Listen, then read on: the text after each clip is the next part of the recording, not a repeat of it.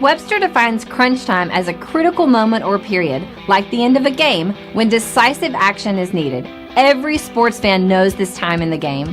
Your palms sweat just a little more, your heart races just a little bit faster, and you live and die with every play until the final seconds tick off the clock and you're either celebrating a victory or disappointed by the defeat.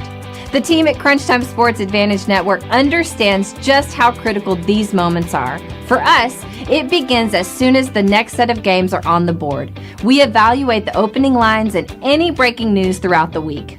We cover each game inside and out, whether it's from inside the locker room to a huddle down on the field, the court, or the ice. We take you inside the meeting room with scouts, coaches, and executives. We have our fingers on the pulse of all the sports that we cover: the National Hockey League, NBA, college basketball, college football, and the National Football League. We are the Crunch Time Sports Advantage Network, and we're here to help you find your sports advantage. After all the data has been crunched, we then turn it over to Kenneth for the best analysis around. His unique perspective in both understanding the data and how it applies to the game and how you win is the Crunch Time Sports Advantage. Are you ready? The Crunch Time jet is fueled and ready for takeoff, and the Crunch Time Express is about to leave the station. Your VIP pass has been approved, so all aboard.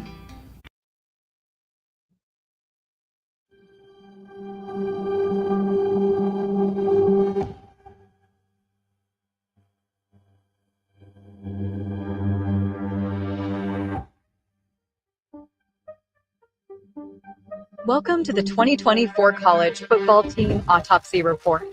An autopsy report is a document that summarizes the findings of an autopsy, an examination of a body after death. It includes details of the examination, tests, and observations performed, as well as the cause and manner of death. Just like a real autopsy report, the Crunch Time Sports Advantage Network College Football Autopsy Report examines a team's body of work after the season has concluded. This report includes a review of the team's season win total and whether they met expectations, key offensive, defensive, and special teams metrics that shaped the season, a deep dive into coaching decisions, including situational play and fourth down aggressiveness, a final season grade, evaluating execution, performance in key moments, and consistency, the final verdict, analyzing what went right, what went wrong, and what must be fixed for 2025. With the 2024 season in the rearview mirror, it's time to examine the patient. To present the findings, we have called in our Chief Medical Examiner and Senior Analyst, Kenneth.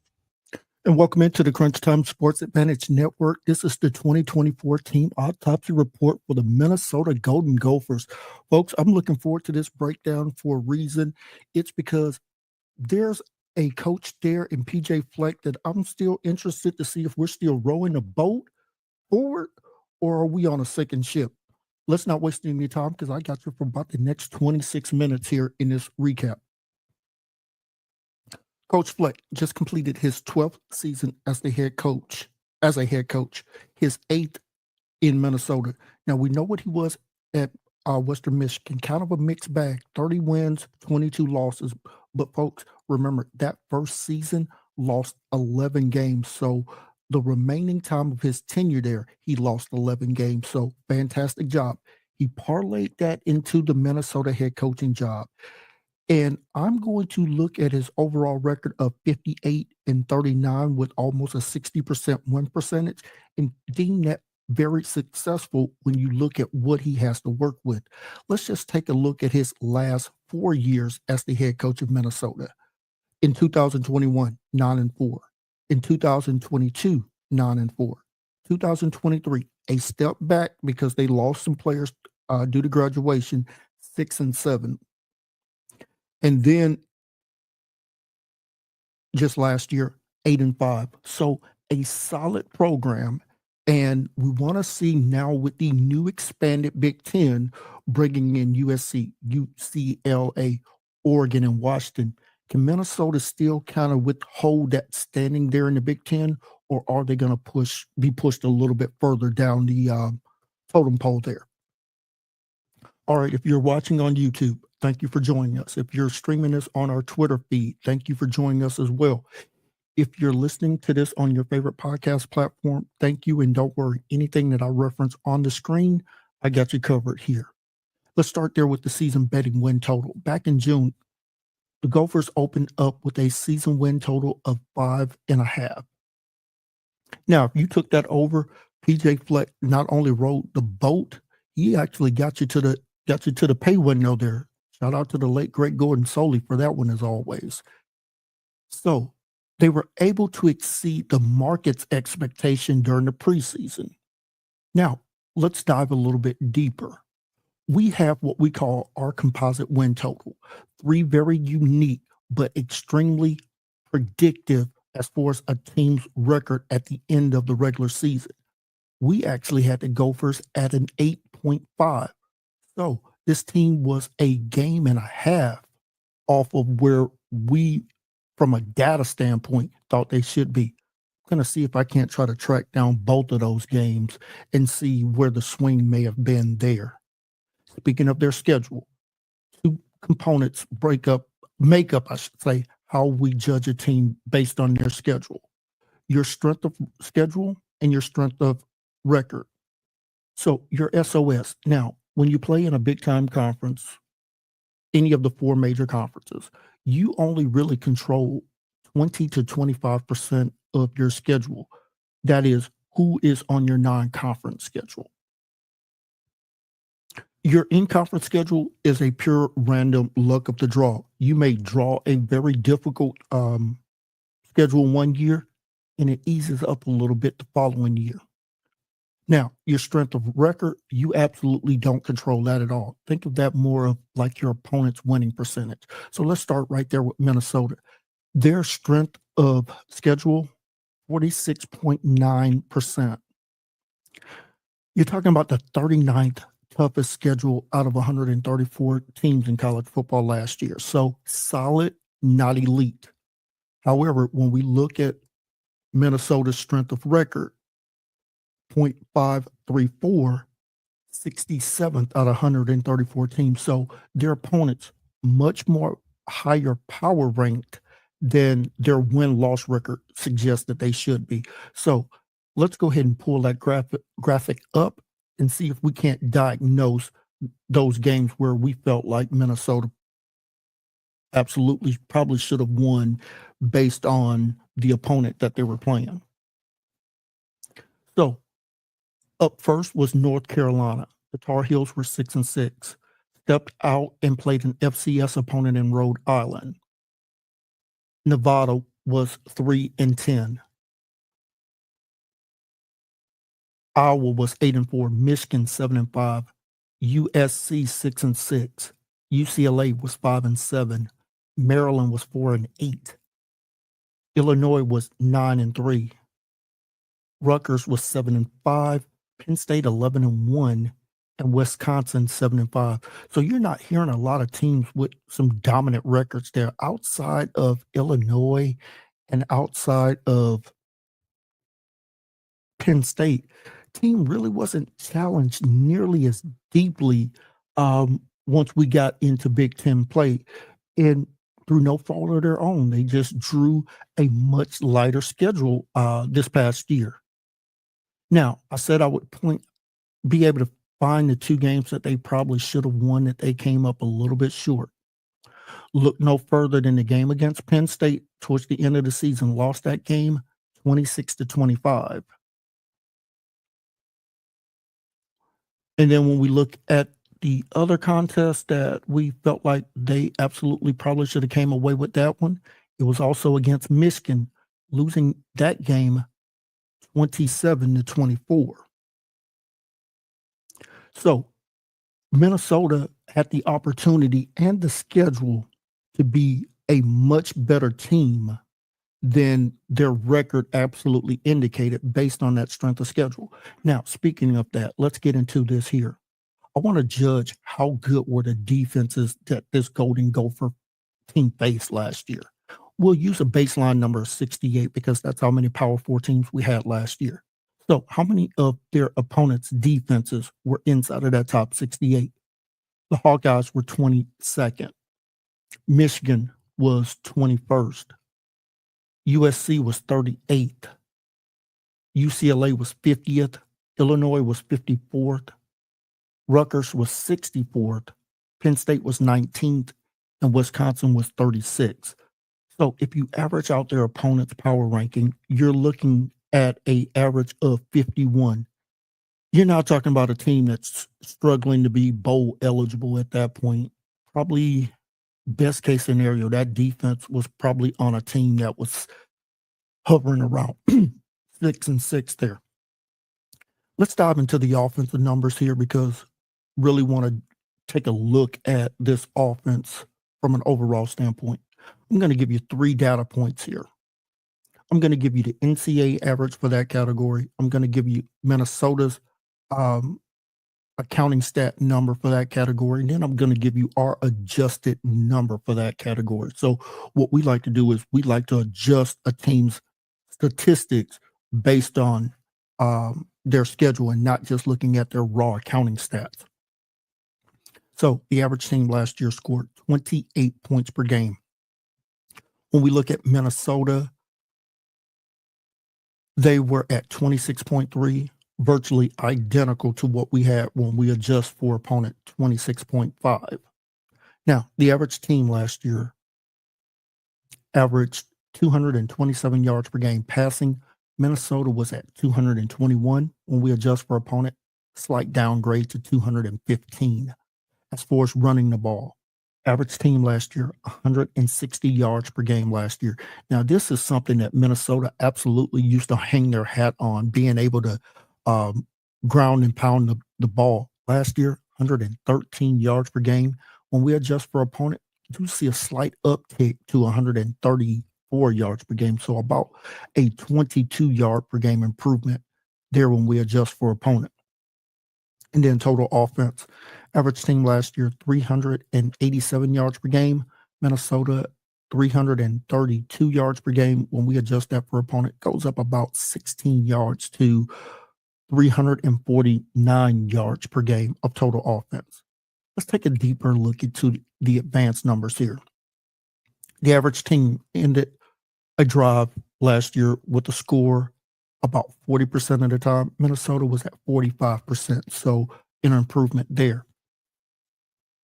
As far as their drives ending with a touchdown, so instead of getting those field goals, teams putting the ball into the end zone, average team last year about 29%. Minnesota just a slight uptick to 30%.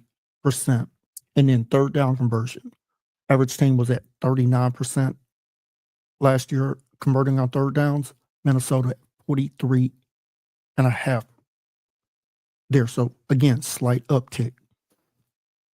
This team was about average as far as allowing sacks, 24 on the season. That's right there on the average there. Did a great job of taking care of the ball. Only 10 turnovers there for the Golden Gophers. Now, let's give you our 3 E's. How effective, how explosive, and how efficient was your offense last year? The Golden Gophers were 39th in effectiveness, 93rd in explosiveness. This team could not find any explosive plays, whether it was in the run game or the pass game. And as far as efficiency goes, they were 58th.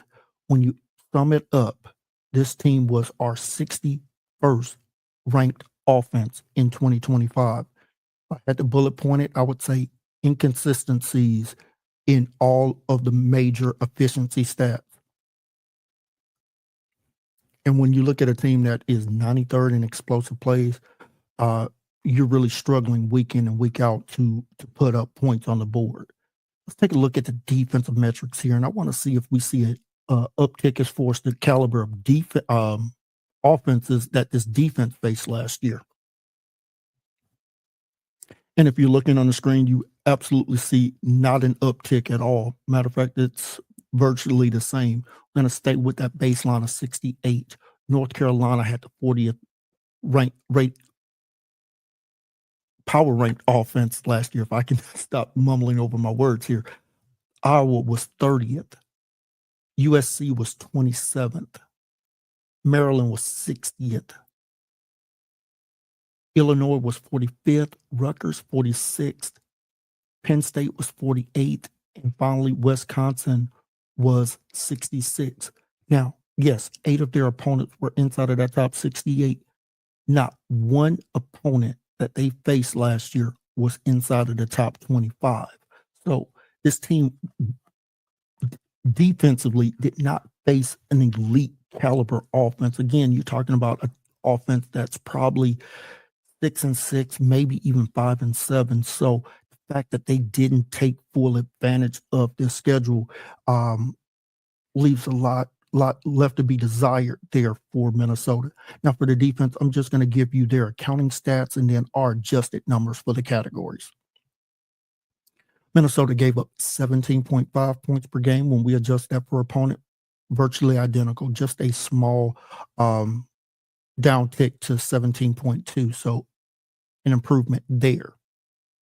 As far as passing yards per game, 178 yards per game is what they allow. When we adjust for opponent, do see that go down to 166 yards per game. So about a 12-yard improvement there. As far as their rush defense was absolutely solid, 113 yards per game. When we adjust that for opponent, does slightly uptick to 121 yards per game, but that's still well below the average there. And then total offense, this team only allowed 291 yards per game of total offense. When we adjust for that opponent, slight difference to 287. So you're talking about basically 4 yards there. Now, as far as their defense getting after the opponent's quarterback, this team, once again, right there on the average, 22 sacks on the season in the games that we were tracking. And when you think about that, you want your team to hover somewhere around that 28 to 29 sack number on the season. Their opponents converting on fourth downs did not find a lot of success. 15 attempts by their opponents, only 7 conversions, 47% conversion rate. That is below the NCAA average. So good job there. And then they forced 20 turnovers. So forced way more turnovers than they committed. That is phenomenal. Now, when we look at their efficiency numbers, 3 E's on defense, effectiveness, not allowing explosive plays, and preventing their opponents to be efficient on offense. Much different story here. 18th as far as best in effective defense last year. 11th as far as not giving up big plays, and 14th in efficiency. The Minnesota Golden Gophers last year ended the regular season as our 13th ranked defense in college football last year. So strong but not elite, only because of the competition. I think that this defense kept that team in a lot of ball games and gave their offense a real great opportunity week in and week out to win ball games. When you look at it, outside of Iowa, not one of their opponents scored over 30 points last year. That is phenomenal. Now, let's take a look at the differential here, and then I'll get to the special teams. Plus 10 in the turnover differential. Fantastic. Now, 5 punts per game. You want to get your efficiency on offense to be better than that. No, I'm sorry. Yes. Okay. So let me backtrack there. 4.9 penalties per game. So a fantastic job there, not committing penalties. 40 yards per game in penalty yardage, slightly below the average team there. Now, as far as special teams go, solid but not good.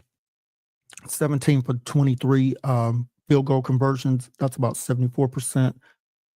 About 2 percentage points off of the NCAA average there. Made all but one of the extra points. And as I mentioned, 4.5 punts per game for 43 yards. You're not really flipping the field there with your punter there. So special teams, mixed results is what I would say. Now let's talk about the coaching and situational play for PJ Fleck last year. In one-score games last year, Coach was 3-4. 7 of his games were one-score games. You want to see a little bit better winning percentage there, and then you want to see them get some margin on some teams to where those games aren't nip and tuck going down to the fourth quarter. And as far as quality opponents, 6 games last year, also mixed results, 3 wins, 3 losses. Coach Fleck is not one of these coaches that's going to go for it a lot on fourth downs. Just 6% of the time is what his attempt rate is. That ranks him 139th out of 144 qualifying head coaches, which is disappointing when you look at the number of conversions. 8 conversions out of 9 attempts. This team was almost 89% on fourth downs. This is telling me that Coach Fleck needed to be a little bit more aggressive in some of those nip and tuck games that they were in last year. Could have absolutely made the difference. Let's take a look at the quarterback briefly here. Max Brosmer, 13 games last year, completed 66% of his passes, 2,828 yards, 18 passing touchdowns to just 6 INTs.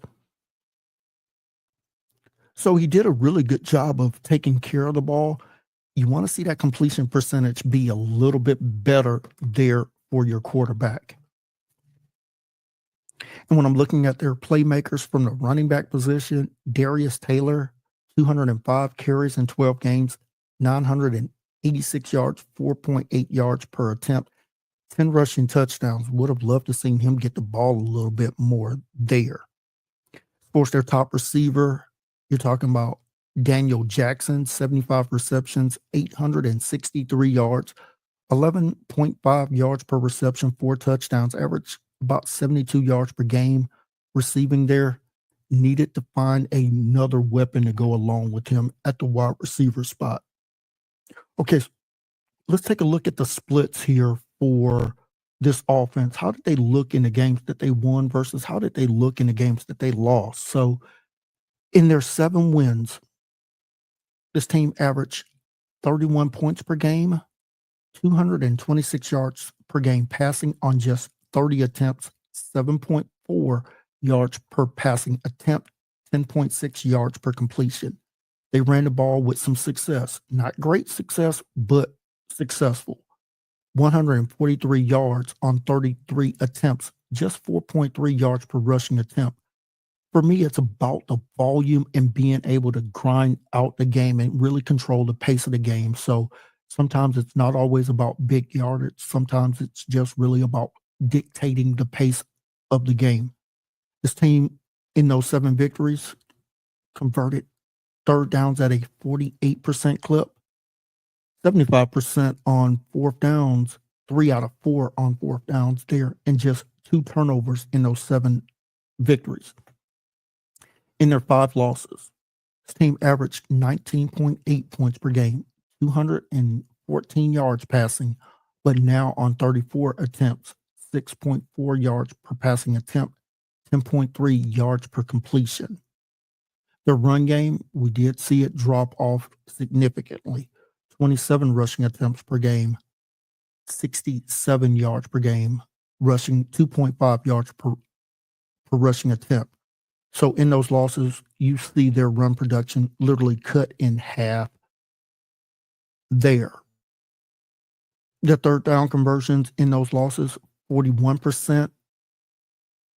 Converted all 5 of their attempts on fourth down, even in those losses. However, the 8 turnovers committed definitely played a part there in their losses. Now, when we take a look at their defensive splits here, in those 7 victories, this defense was giving up just 11.6 points per game, 200 yards passing by their opponents on 33 attempts, 6 yards per attempt, 10.2 yards per completion. That is absolutely championship level there. 79 yards per game rushing allowed on 25 attempts. Their opponents, 3.1 yards per rushing attempt. Fantastic job there. Their opponents converting on third downs in those victories, 44%, 33% on fourth downs, and this defense forced 17 turnovers.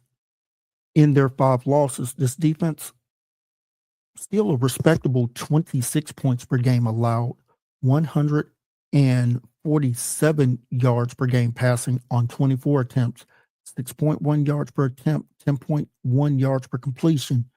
But when this team lost, they were getting queued up on the ground. Their opponents, 40 rushing attempts, almost 15 more per game, 160 yards per game allowed in those losses, 4 yards per rushing attempt. So when this team lost, they were giving up 81 more yards in rushing offense there. Big problem. Their opponents converting on third downs, 37%, a little bit better on fourth down, 56%, and then only mustered 3 turnovers in those 5 losses. So I would say more of the offense letting this team down in those losses than the defense in this situation. So let's give you what went wrong for this team, and then we'll get to their final grade and the final verdict. So for Minnesota, I would say what went wrong, we'll talk about inconsistent offensive efficiency.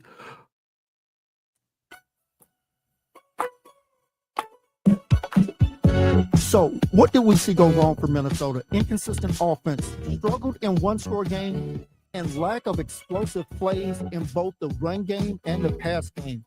When we look at this final grade for the Minnesota Golden Gophers, we're going to give them a B-.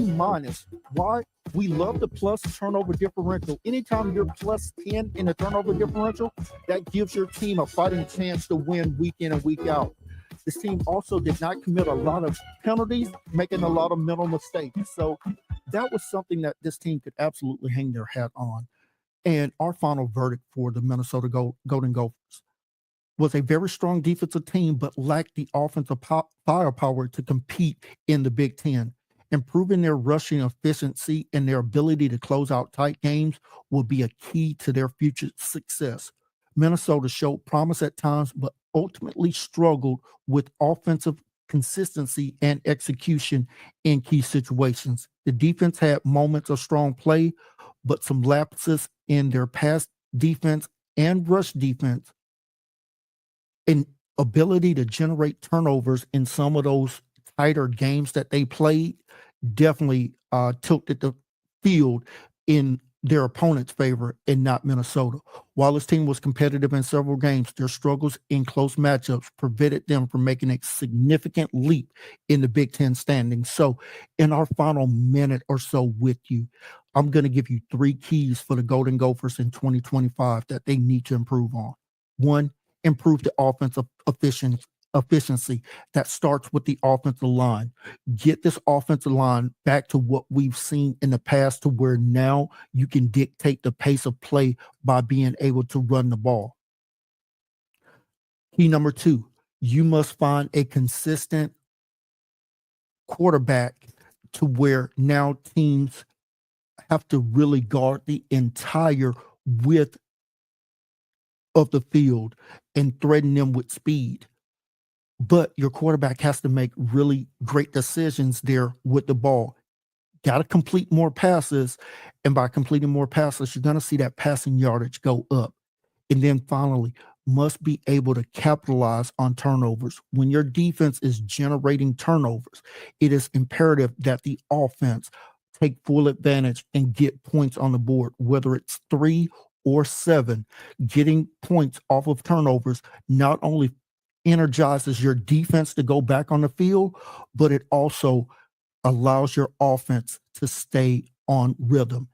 If the Golden Gophers can focus on these 3 steps, they can absolutely take a step forward and maybe finish a little bit higher in the Big Ten standings in 2025.